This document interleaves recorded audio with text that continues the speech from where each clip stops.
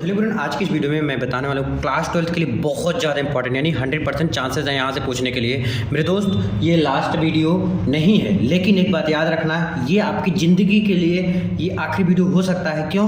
क्योंकि यहीं से वीडियो अगर आप पूरा देखते हैं तो यहीं से क्वेश्चन बनेगा। इसके बाद अगर आप चाहते नहीं देखना तो ये आपके लिए आज लास्ट वीडियो होने वाला है। इसके बाद मत देखिएगा।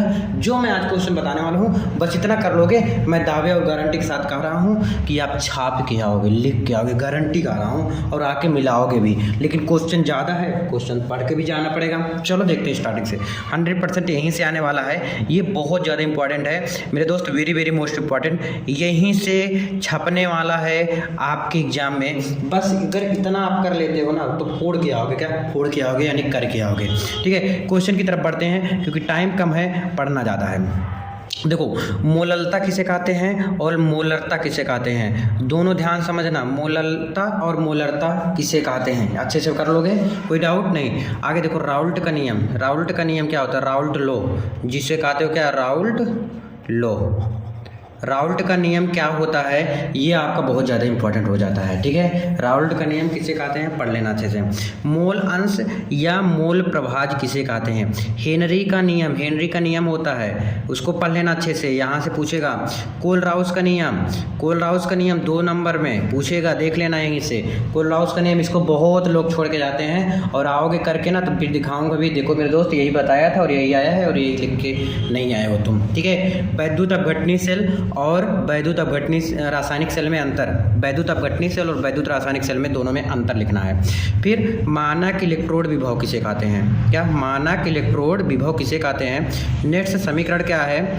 अगला है नेट्स समीकरण किसे कहते हैं? ठीक है, मानक इलेक्ट्रोड विभव किसे कहते हैं? मानक इलेक्ट्रोड विभव, देखो मैं सॉरी 2 बार लिख दिया इसी क्वेश्चन को 2 बार रिपीट हो गया है, तो आपको एक ही बार करना है। मानक इलेक्ट्रोड विभव। अपक्रिया की आणविकता और कोटि में अंतर, कम से कम 3 अंतर लिखना होगा। कितने अंतर लिखने होंगे मेरे दोस्त? 3 अंतर। 3 अंतर से कम लिखोगे भाई नंबर कम मिलेगा, तो पढ़ लोगे, कर लोगे। अपक्रिया की आणविकता और कोटि में अंतर, दोनों में अंतर आएगा, और 3 अंतर लिख देना, नंबर मिल जाएगा। देखो, प्रथम कोटि की अभिक्रिया, प्रथम कोटि की अभिक्रिया के वेग स्थिरांक का व्यंजक बताना है। ठीक है, प्रथम कोटि की अभिक्रिया। और यही क्वेश्चन एक बना दे रहा हूँ, मैं लिखा नहीं हूँ, गलती से बना दे रहा हूँ कि शून्य कोटि की जो अभिक्रिया होती है, शून्य कोटि की अभिक्रिया का फॉर्मूला क्या होता है? शून्य कोटि की अभिक्रिया, क्या? शून्य कोटि की अभिक्रिया, ये कर लोगे, कर लेना मेरे दोस्त। अगला है अभिक्रिया का वेग पर ताप तथा सांद्रण के प्रभाव को समझाइए। किसका किसका?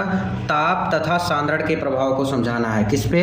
अभिक्रिया के वेग पर। ठीक है, अभिक्रिया के वेग पर ताप तथा सांद्रण के प्रभाव को समझाना है। अगला है शून्य कोटि। आगे देखो, शून्य कोटि आ गया ना, यहीं पे बताया था। शून्य कोटि की अभिक्रिया को उदाहरण सही समझाना है। भाई ये इंपॉर्टेंट बहुत ज़्यादा है, पढ़ के जाना। ठीक है, और अभिक्रिया की आणविकता और कोटि तो पूछेगा ही पूछेगा।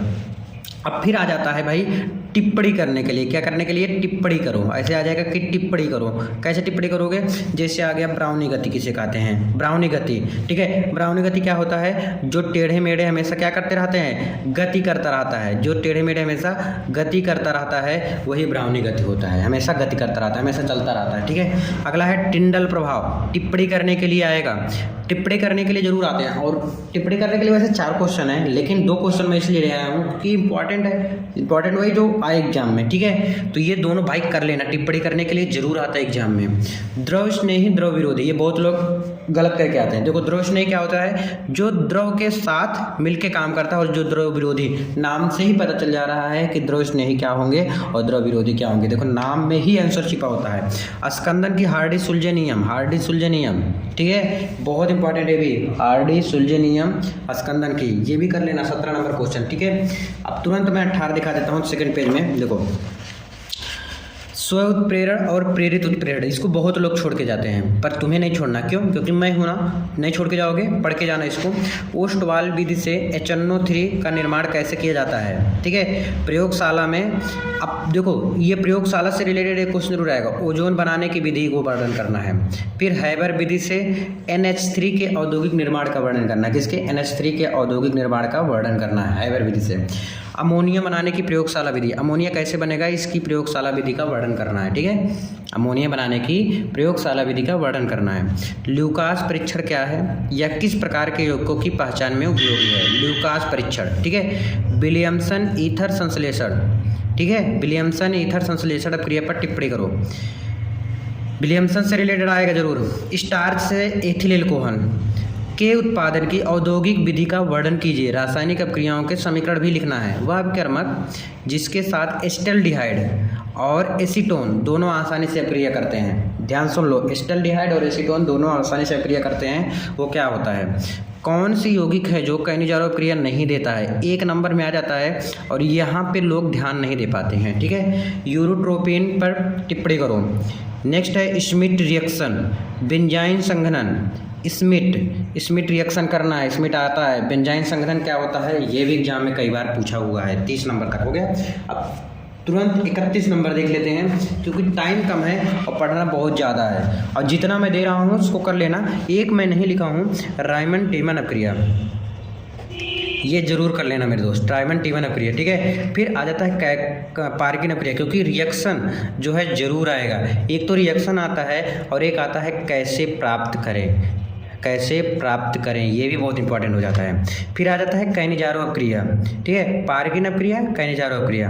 फिर आ रहा है प्रयोगशाला में फार्मेल्डिहाइड, जो फार्मेल्डिहाइड होता है बनाने की विधि का सचित्र वर्णन करो, यानी फार्मेल्डिहाइड कैसे बनता है, ठीक है। शुद्ध एसीटोन बनाने की प्रयोगशाला, एसीटोन कैसे बनाया जाता है और वो भी शुद्ध एसीटोन। नाइट्रोबेंजीन कहते हैं, यानी नाइट्रोबेंजीन किसे कहते हैं? नाइट्रोबेंजीन का उदासीन माध्यम में अपचयन कराने पर उत्पाद प्राप्त होता है। ये आपको प्रूव करना है, क्यों कैसे प्राप्त होता है, क्यों प्राप्त होता है, ये लिखना भी होगा, ठीक है। फिर आ जाता है डाईएजोनियम लवण क्या है? बेंजीन डाईएजोनियम क्लोराइड से क्लोरोबेंजीन प्राप्त करने की रासायनिक समीकरण लिखो, ठीक है। प्राथमिक द्वितीयक तृतीयक एमीनों की पहचान की विधि का वर्णन कीजिए, यानी जो पहला द्वितीय और तृतीय एमीन कैसे बनाए जाते हैं, कैसे पहचान होता है इनका, ये आपको लिखना होगा। प्रयोगशाला में एथिलेमीन बनाने विधि का वर्णन करो। पहले इतना कर लेना और इतना हो जाएगा और तुरंत बता देना, क्योंकि मैं तुरंत नेक्स्ट वीडियो ला दूंगा, ठीक है। पहले इतना तो कर लो, ठीक है। Thank you so much, last तक देखने के लिए।